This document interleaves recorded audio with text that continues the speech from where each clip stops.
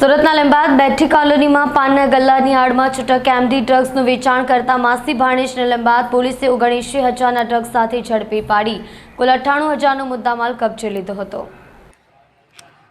સુરત લીંબાયત બેઠી કોલોનીમાં પાનના ગલ્લાની આડમાં છૂટક એમડી ડ્રગ્સનું વેચાણ કરતા માસી ભાણેજને લીંબાયત પોલીસે 79,000ના ડ્રગ્સ સાથે ઝડપી પાડી 98,000નો મુદ્દામાલ કબજે લીધો હતો।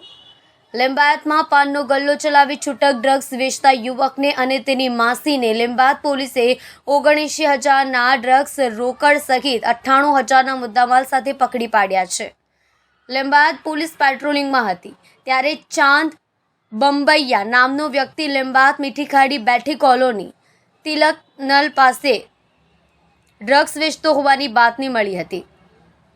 બાતમીને આધારે પોલીસની ટીમે વોચ ગોઠવી અને બેઠી કોલોનીમાં આવેલા ઘર નંબર 131A માં રેડ કરી હતી। પોલીસે રેડ દરમિયાન પાનનો ગલ્લો ચલાવતા આરોપી ચાંદ બંબૈયા અને સલમા બાનુ શેખની ધરપકડ કરી હતી। તપાસમાં પોલીસને 79,000નું 7.9 ગ્રામ એમડી ડ્રગ્સ અને 19,000 રોકડા મળી 98,000નો મુદ્દામાલ મળી આવ્યો હતો। પોલીસે કબજે લઈ ગુનો નોંધી આગળની કાર્યવાહી હાથ ધરી હતી। અત્રે ઉલ્લેખનીય છે કે આ બંને માસી ભાણેજ ક્યાંથી ડ્રગ્સનો જથ્થો લાવતા હતા તે મુદ્દે પોલીસે તપાસ હાથ ધરી છે।